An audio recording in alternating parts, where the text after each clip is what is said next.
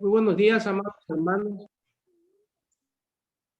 Muy buenos días, amados hermanos. Es un gusto poder mirarles y en este momento en particular abrir la palabra de Dios para meditar en ella, en esas grandes doctrinas, en esas grandes verdades que se encuentran en ellas, que son muy necesarias para nuestra fe, para que día con día seamos confirmados en el conocimiento de Dios.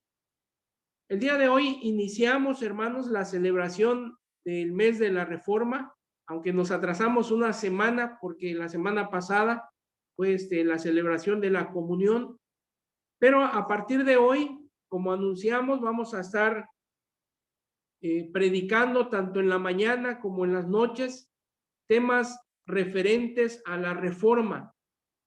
Y el tema general de este mes que vamos a estar predicando son las 5 solas de la Reforma: solo Cristo, sola fe, sola gracia, sola escritura y solo a Dios la gloria. En esos temas estaremos fundamentando nuestras predicaciones de este mes. Cada tema que toca alguna sola de la Reforma, hermanos, tiene que ver con una doctrina básica de nuestra fe. Esperamos que en este año, nuevamente que celebramos un año más de la Reforma Protestante del siglo XVI, sirva de mucho en la vida de ustedes, del pueblo de Dios, para recordar o para aprender, en su caso, de los nuevos, este tesoro, esta herencia que nos ha sido dada, ha sido legada desde el siglo XVI. El día de hoy iniciamos con la primera sola, que es solo Cristo. Solo Cristo. Hermanos, tenemos que ubicarnos en el contexto histórico y obviamente son muchos datos, es mucha historia, pero hoy quiero centrarme nada más en ciertos aspectos que estaba viviendo la iglesia y el mundo en el siglo XVI.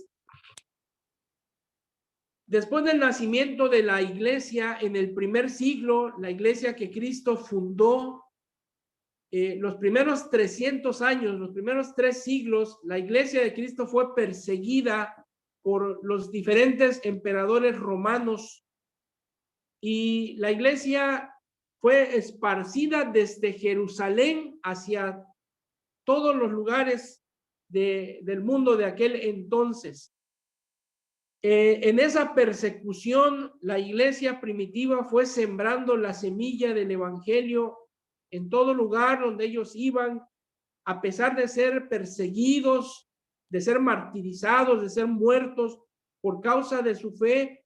Ellos iban sembrando la semilla del evangelio en las diferentes ciudades y regiones por las que ellos huían. Dice, por ahí se acuñó un término, que la sangre de los mártires fue la semilla del evangelio.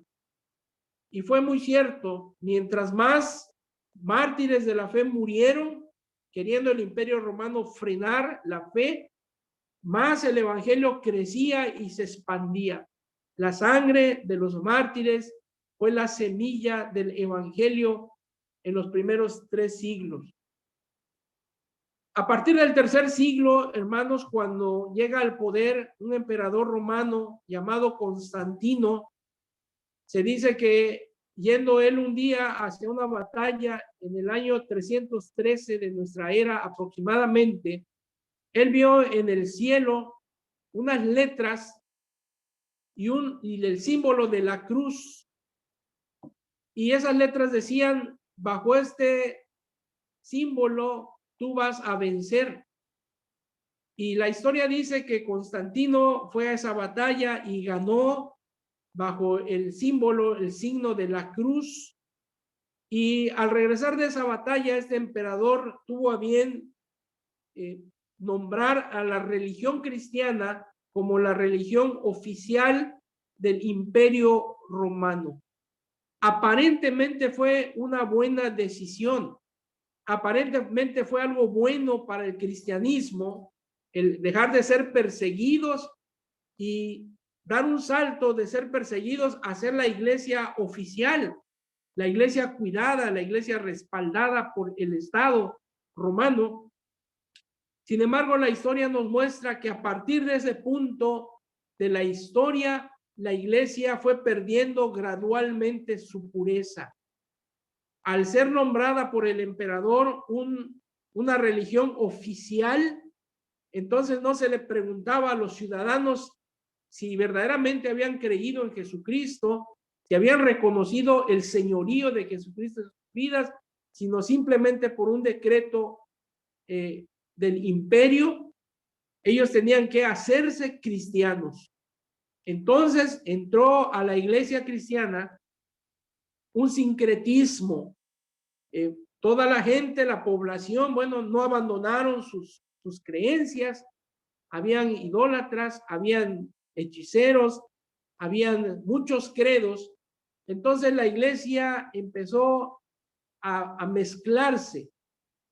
Y a partir del siglo III hasta el siglo XVI, hermanos, que es conocido como la época del oscurantismo, ahí es cuando surge en esos siglos, hermanos, la iglesia católico romana como la conocemos.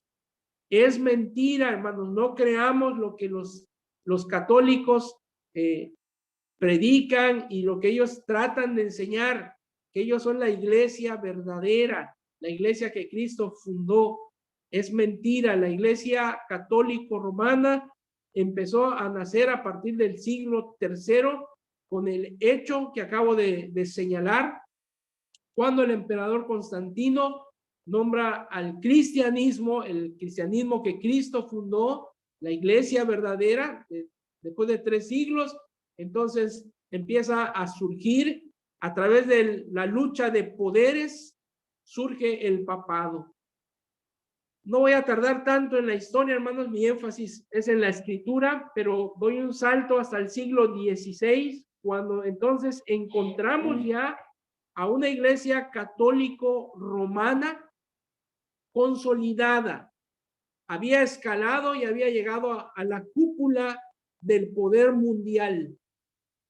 Ellos tenían el control de la política, de la religión, de la economía, en todos lados. Ellos tenían ese monopolio, la iglesia católico romana, como hoy la conocemos.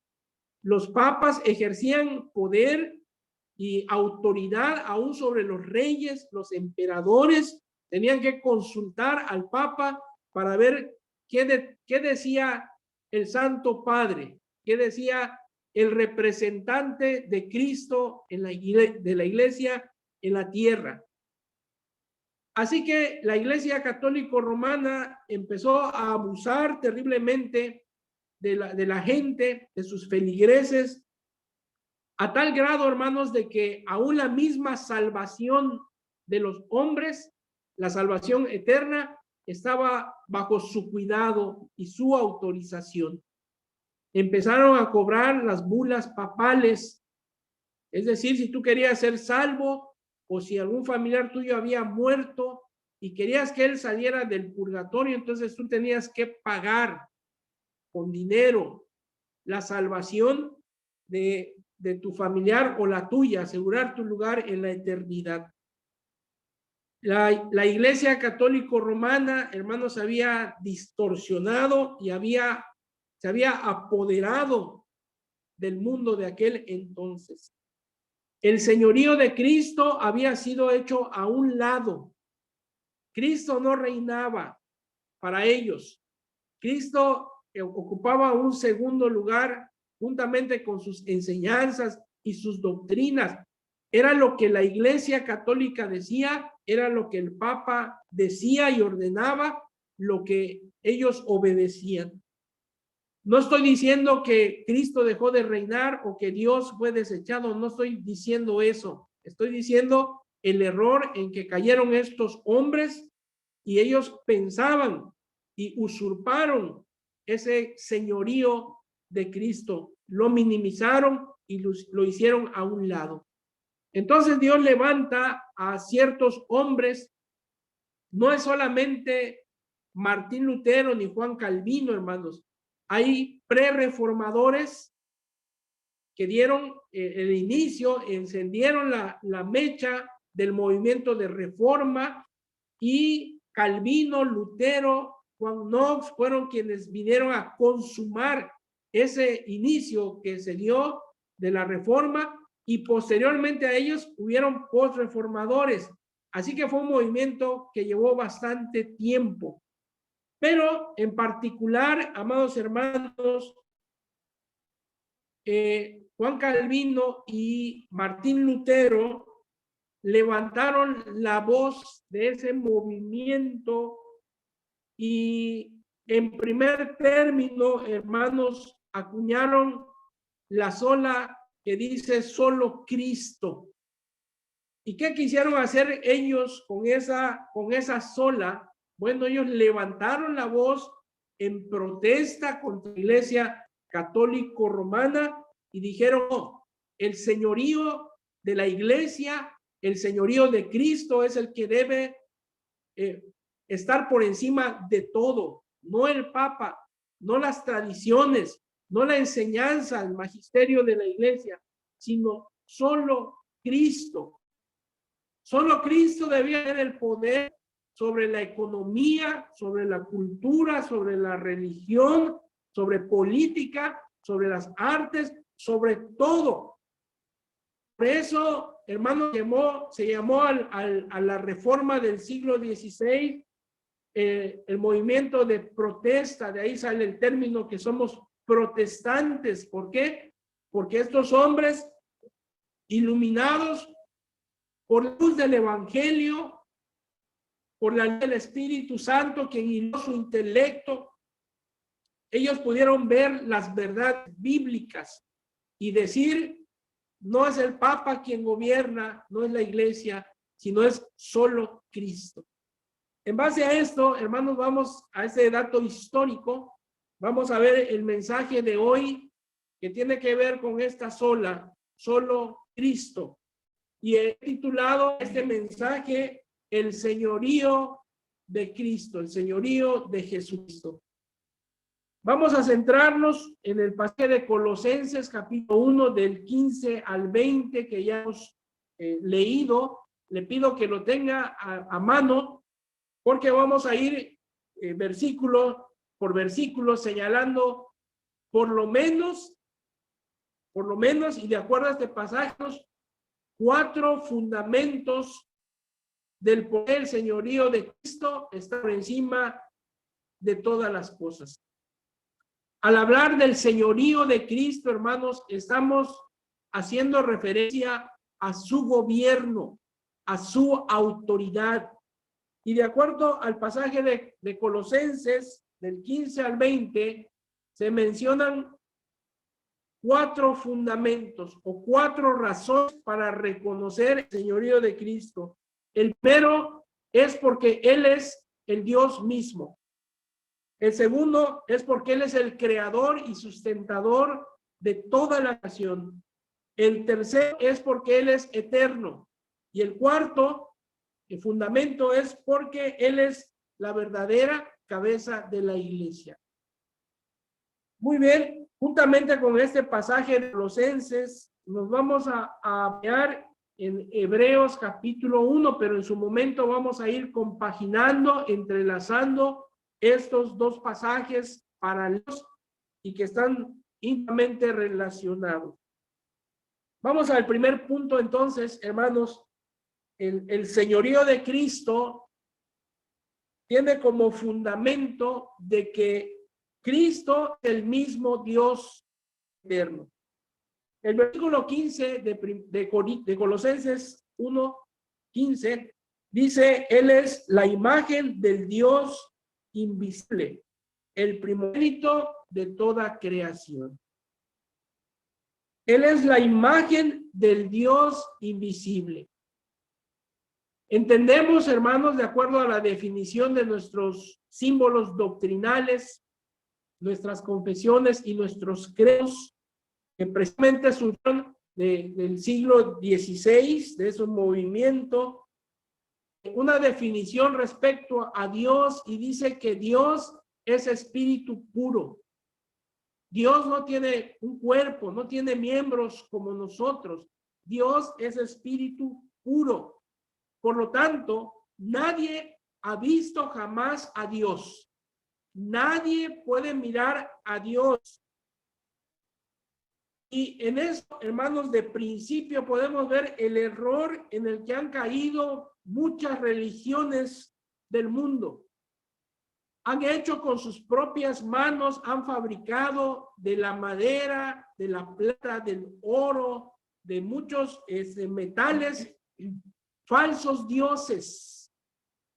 Dice el Salmo que va el leñador al monte y corta un árbol, un leño, y de él hace una obra de arte y presenta y dice, este es tu Dios. Lo mismo hace los que trabajan el oro, la plata, con sus propias manos, agarran el metal y funden una figura y dicen a la gente, la presentan, este es tu Dios. Amados hermanos, de acuerdo a la condición del hombre, quien está muerto espiritualmente, quien está perdido, está cegado por el pecado, hermanos, no han dado la honra de vida al Creador, sino que han tomado cosas de la creación, criaturas, las han hecho sus dioses. En nuestras culturas ancestrales, azteca, mayas, hermanos, adoraban al sol, han adorado la luna, han adorado estrellas, han adorado ángeles, imágenes. Y en ese estado en el que se encuentran de muerte espiritual y por lo tanto ciegos espiritualmente, no han dado la honra al Creador, sino a las criaturas.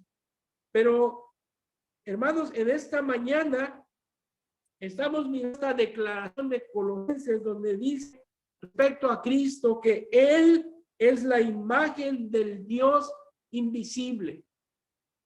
A Dios nadie le ha visto jamás, pero en esto se fundamenta lo maravilloso de nuestra fe cristiana, porque esta doctrina, hermanos, la deidad de Cristo, es el fundamento, uno de los fundamentos de nuestra fe.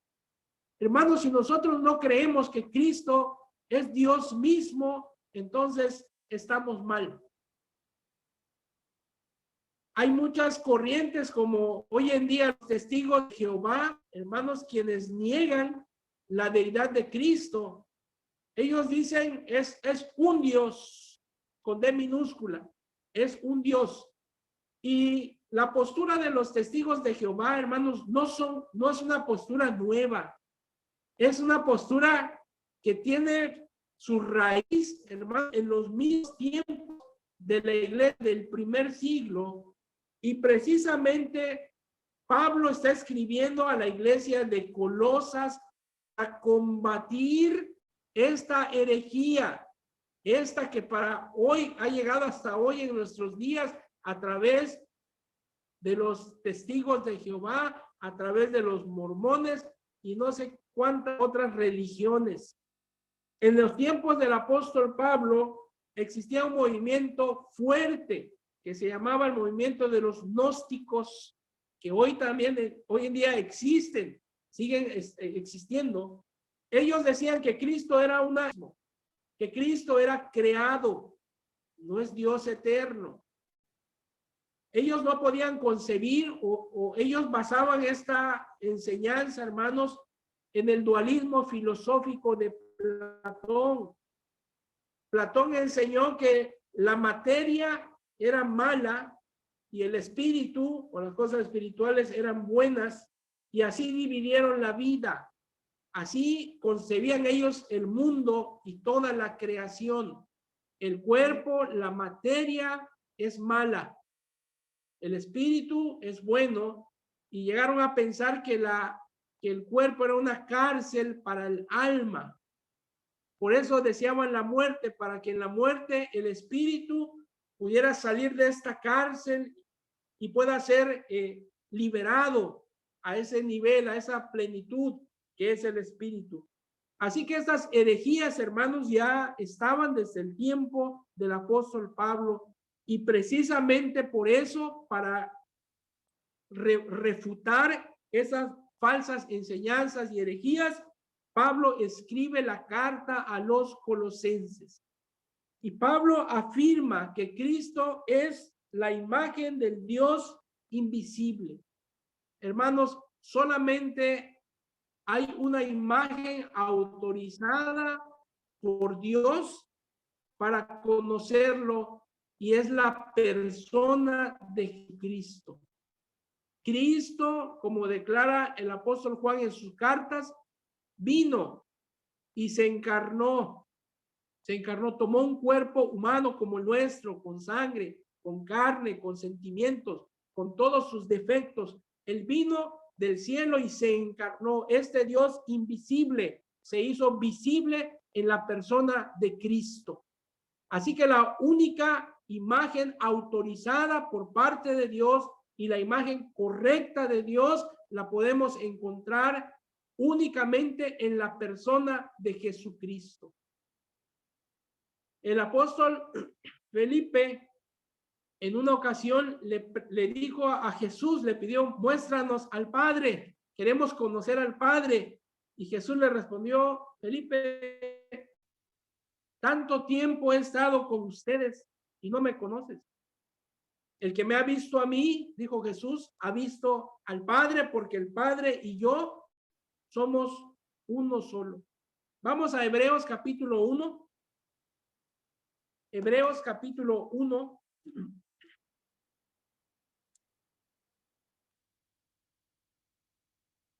En los primeros dos versículos, Hebreos 1, versículo 1 y 2, dice: Dios, habiendo hablado muchas veces y de muchas maneras en otro tiempo a los padres por los profetas, en estos postreros días nos ha hablado por el Hijo, a quien constituyó heredero de todo y por quien asimismo hizo el universo, el cual, está haciendo referencia a Cristo, siendo el resplandor de su gloria y la imagen misma de su sustancia, y quien sustenta todas las cosas por la palabra de su poder, habiendo efectuado la purificación de nuestros pecados por medio de sí mismo, se sentó a la diestra de la majestad en las alturas.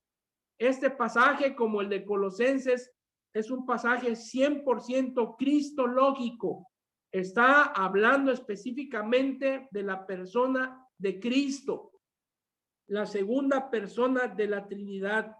Y en el versículo 3 leímos que Cristo es el resplandor de su gloria, el resplandor de la gloria del Padre y la imagen misma de su sustancia.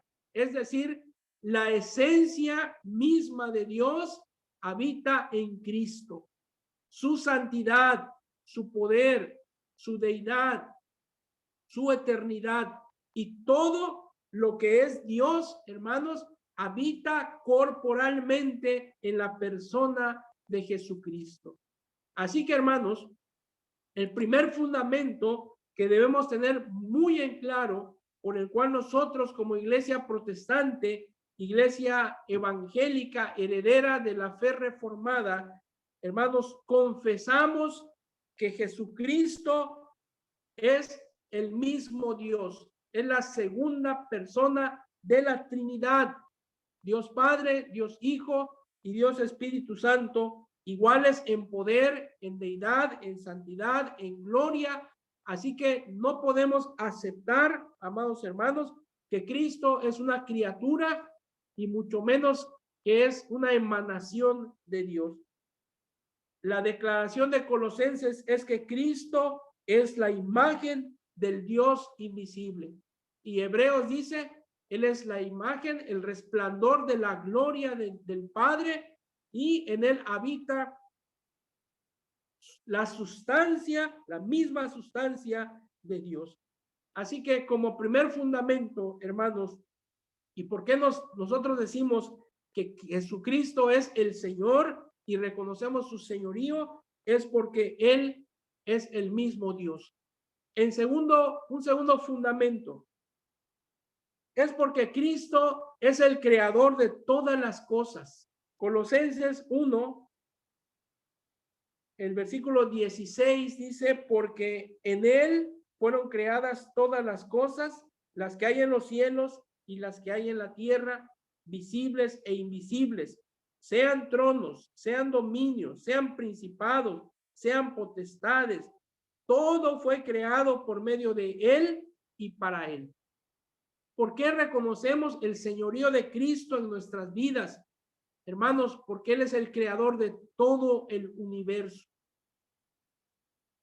Vemos en el libro de Génesis, en los primeros capítulos, que Dios, el Padre, hace las obras de creación, y la frase que encontramos repetidamente es, y dijo Dios que la tierra produzca animales, que la tierra produzca hierbas. Y dijo Dios que sea la luz. Y dijo Dios, hermanos, a través de su palabra eterna y poderosa, Dios llamó a la existencia de la nada lo que hoy existe.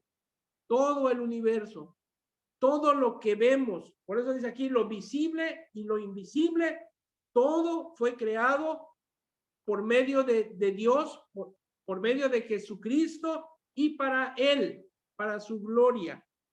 Así que con mucha razón el apóstol Juan en su primer capítulo en el Evangelio de Juan 1:1 dice, en el principio era el verbo y el verbo era con Dios y el verbo era Dios. Cristo es presentado en el Evangelio como el Logos, como la palabra eterna de Dios, la palabra creadora, la palabra sustentadora. Y Colosenses nos está diciendo claramente que en Cristo fueron creadas todas las cosas, las que están en los cielos y las que están en la tierra, las visibles y las invisibles. Hermanos, el hombre es soberbio. Los científicos son soberbios. Pretenden conocer, hermanos, casi en su totalidad la creación de Dios. Ahorita, en este siglo, en el siglo pasado, cuando iniciaron los grandes avances científicos y tecnológicos, pudieron impulsar al hombre salir del globo terráqueo. Hoy disfrutamos de los satélites, a través de ellos se pueden hacer muchas cosas. Es algo sorprendente. El hombre ha salido de la órbita terrestre y ha llegado a la luna. Ahorita están en Marte investigando a ver si hay vida o hubo vida ahí. Pero, hermanos, vamos a suponer esto de esta manera. El hombre es como una hormiga en un océano. El hombre no ha podido conocer ni la más mínima parte del universo que Dios creó. Hay cosas que aún el hombre desconoce, hermanos, y nosotros creemos en un Dios que conoce todas las cosas, en un Dios omnisciente, por cuanto Él es el creador de todo lo que existe. ¿Alguien de ustedes ha visto algún ángel, hermanos, en alguna ocasión? ¿Algún arcángel? ¿Algún serafín? No los hemos visto. Son espíritus, no los vemos. Sin embargo, existen. Y hermanos, en Apocalipsis capítulo 5, precisamente se nos presenta parte de ese mundo espiritual que Dios creó. Apocalipsis capítulo 5,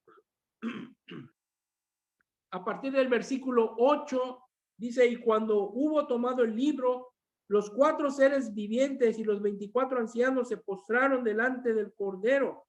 Todos tenían arpas y copas de oro llenas de incienso, que son las oraciones de los santos, y cantaban un nuevo cántico diciendo, digno eres de tomar el libro y de abrir sus sellos, porque tú fuiste inmolado y con tu sangre nos has redimido para Dios de todo linaje, lengua y pueblo y nación, y nos has hecho para nuestro Dios reyes y sacerdotes, y reinaremos sobre la tierra.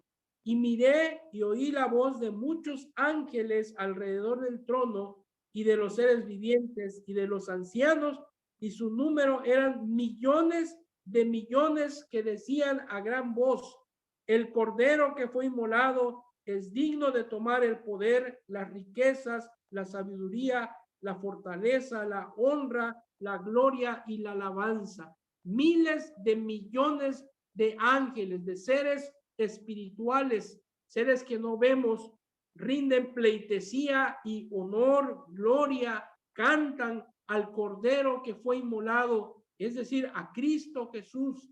Así que, hermanos, un segundo fundamento por el cual la Iglesia evangélica reformada afirma el señorío de Cristo es porque Cristo es el creador y sustentador de todo lo que existe en el cielo, en la tierra, sean visibles o sean invisibles. Todo fue creado por Él, por medio de Él y para Él. Un tercer fundamento, hermanos, por el cual afirmamos el señorío de Jesucristo, lo dice el versículo 17 de Colosenses 1. Y Él es antes de todas las cosas, y todas las cosas en Él subsisten. Este versículo nos habla de la eternidad de Dios, de Cristo. Él es antes de todas las cosas. Hermanos, seamos celosos de nuestra fe. Cuando lleguen ahí a tocar a su puerta los testigos de Jehová u otras religiones, y ellos afirmen que Dios, que Cristo no es Dios, que Cristo es un ser creado, fue el primogénito, dicen ellos, fue el primer ser creado por Dios. Hermanos, rechacemos y presentemos defensa de nuestra fe. El verso 17 claramente está diciendo que Él es antes de todas las cosas. Cristo no es un ser creado, no fue el primer ser creado por Dios. No, hermanos. Cristo, como vimos en el punto anterior, en los dos puntos anteriores, Él es el mismo Dios. Él es el creador de todas las cosas. No es un ser creado, sino Él es creador. Y al respecto, Hebreos capítulo 1 respalda nuevamente esta doctrina de la eternidad del Hijo. Hebreos capítulo 1, del verso 5 en adelante, dice: porque ¿a cuál de los ángeles dijo Dios jamás: mi hijo eres tú, yo te he engendrado hoy, y otra vez seré a él padre, y él me será a mí hijo? Y otra vez, cuando introduce al primogénito en el mundo, dice: adórenle todos los ángeles de Dios. Ciertamente de los ángeles dice: el que hace a sus ángeles espíritus y a sus ministros llamas de fuego. Mas del Hijo dice, mas de Cristo el Padre dice: tu trono, oh Dios, por el siglo del siglo. Cetro de equidad es el cetro de tu reino. Has amado justicia y aborrecido la maldad, por lo cual te ungió Dios, el Dios tuyo, con óleo de alegría más que a tus compañeros. Y tú, oh Señor, en el principio fundaste la tierra, y los cielos son obras de tus manos. Ellos perecerán, mas tú permaneces, y todos ellos envejecerán como una vestidura, y como un vestido los envolverás y serán mudados, pero tú eres el mismo, y tus años no acabarán. Qué interesante es ver cómo es presentado Cristo en la carta a los hebreos. Y cuando el Padre dice: a ninguno de los ángeles lo ha honrado a este nivel, a este grado. Y cuando el Padre se refiere al Hijo, se refiere como el Señor. Mas tú, oh Señor, en el principio fundaste la tierra. Tu trono, oh Dios, es por el siglo del siglo. Así que el mismo Padre reconoce a Jesucristo, hermanos, como parte de su esencia, de su sustancia, como hemos explicado, porque no hay muchos dioses, sino un solo Dios que existe en tres personas, el Padre, el Hijo y el Espíritu Santo. Así que Jesucristo, hermanos, no es un ser creado, no es, aunque se usa la expresión, la palabra primogénito entre la creación, no está hablando del aspecto creacional, está hablando del aspecto de posición. Cristo ocupa el primer lugar en toda la creación por cuanto Él es el creador y sustentador de la misma. Así que Cristo, hermanos, es el mismo Dios eterno y revelado en su tiempo, de acuerdo al tiempo de Dios, a los hombres. El último y cuarto sustento, hermanos, respecto al señorío de Cristo, lo encontramos en el versículo 18 de Colosenses 1. Y Él, haciendo referencia a Cristo, es la cabeza del cuerpo, que es la iglesia. Él, que es el principio, el primogénito de entre los muertos, para que en todo tenga la preeminencia, por cuanto agradó al Padre que en él habitase toda plenitud, y por medio de él reconciliar consigo todas las cosas, así las que están en la tierra como las que están en los cielos, haciendo la paz mediante la sangre de su cruz. La cabeza de la iglesia en la tierra, hermanos, no es el Papa, no es algún líder religioso, hermanos. La cabeza de la iglesia es Jesucristo. Él es la cabeza. No hay ningún vicario de Cristo en la tierra, como pretende decir y usurpar ese lugar el Papa de la Iglesia Católica Romana. Cristo, hermanos, está al pendiente. Cristo no ha dejado su trono en ningún momento, excepto cuando se humilló para venir a tomar un cuerpo y de esta manera consumar la obra redentora. Pero después de su muerte y resurrección, Cristo ascendió nuevamente a los cielos, de donde había venido, y está sentado a la diestra de Dios Padre Todopoderoso, y desde ahí, dice nuestro credo, vendrá el fin del mundo a juzgar a los vivos y a los muertos. Cristo, entonces, hermanos, es quien ejerce el gobierno sobre su iglesia. No es ningún líder religioso, no es el Papa, no es lo que ellos digan, es lo que Cristo ordena a su iglesia. Él es la cabeza de la iglesia, por lo tanto, Él es el quien da la dirección a su pueblo. Él es quien manda lo que se debe hacer y lo que no se debe hacer. Así que a través de esa autoridad, de ese señorío, amados hermanos, damos gracias a Dios porque precisamente en su encarnación, en su muerte y resurrección, Cristo vino a establecer, a inaugurar una nueva clase de humanidad, un nuevo orden en la humanidad. Así lo dice el verso 18 que leímos.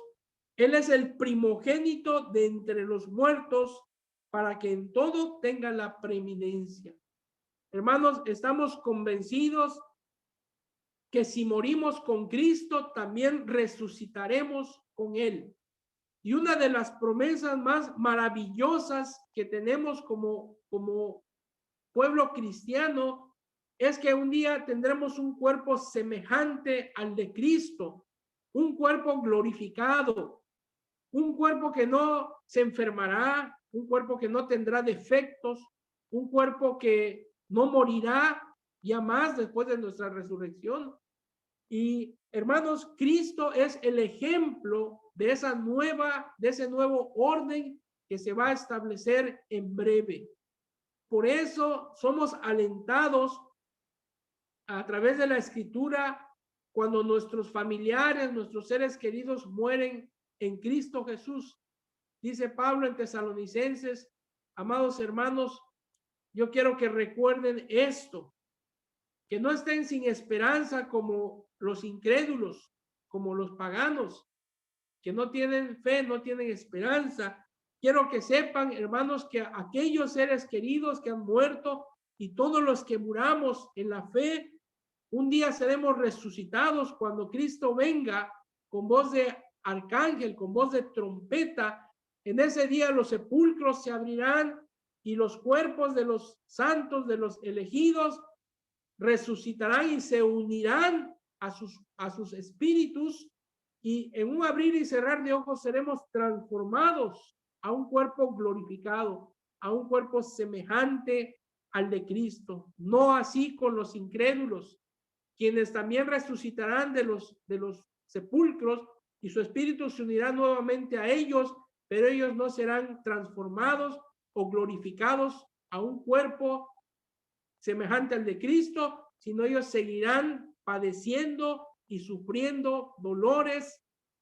El sufrimiento no quedará exento de ellos, sino que sufrirán eternamente en el infierno. Así que, hermanos, nosotros como iglesia reformada evangélica confesamos el señorío de Cristo en la iglesia. Él es la cabeza, Él es el buen pastor, Él es el líder por excelencia, el gran pastor del rebaño, y no reconocemos a otra autoridad más que Cristo. Gracias damos a Dios, hermanos, que Él nos ha concedido su gracia de llegar al conocimiento de la fe, y voluntariamente hemos decidido someternos al señorío de Cristo. Quiero concluir, hermanos, este mensaje después de haber visto 4 fundamentos del señorío de Cristo. Dijimos, el primer fundamento es porque Cristo es el mismo Dios. Él es la imagen del Dios invisible, quien en él habita toda la sustancia y la plenitud del mismo Dios. Cristo es el creador y sustentador de toda su creación. Cristo es eterno, y juntamente con ese atributo incomunicable de Dios como es la eternidad, está su santidad, está su poder, su conocimiento, su deidad, y el último fundamento que hemos visto, por el cual nos sometemos y proclamamos el señorío de Cristo, es porque Él es la cabeza de la iglesia. Un día, amados hermanos, tanto creyentes como no creyentes, y toda la creación confesará a Jesucristo como el Señor. Un día, aún los incrédulos doblarán su rodilla y confesarán que Jesús es el Señor. Así lo dice Filipenses capítulo 2, y con este versículo concluyo este mensaje. Filipenses capítulo 2, versículo 8 al 11. Y estando en la condición de hombre, se humilló a sí mismo, haciéndose obediente hasta la muerte y muerte de cruz. Por lo cual Dios también lo exaltó hasta lo sumo y le dio un nombre que es sobre todo nombre, para que en el nombre de Jesús se doble toda rodilla de los que están en los cielos y en la tierra y debajo de la tierra, y toda lengua confiese que Jesucristo es el Señor, para gloria de Dios Padre. Cuando Cristo venga, hermanos, en su segunda venida, en ese evento universal que esperamos, hermanos, todo ser creado de lo que está en los cielos, en la tierra y debajo de la tierra, sean creyentes, sean incrédulos, sean emperadores, sean reyes, sean gobernantes, o sean la persona más humilde, todos doblarán su rodilla y confesarán el señorío de Jesucristo, que Él es el Señor, para gloria de Dios Padre. Lamentablemente para muchos el reconocer el señorío de Cristo en ese día será tarde. No habrá nada que hacer por ellos. Por eso la invitación del Señor Jesucristo es, de acuerdo a Romanos capítulo 10, versículos 8 en adelante, que si creyeres en tu corazón que Jesús es el Señor y que Dios lo levantó de los muertos, serás salvo, porque con el corazón se cree para justicia, pero con la boca se confiesa para salvación. Hermanos, sigamos confesando ante el mundo, en la iglesia y donde quiera que estemos, que Jesucristo es el Señor, el único Señor. Él es el camino, es la verdad y es la vida. Él es el Rey de Reyes y Señor de Señores.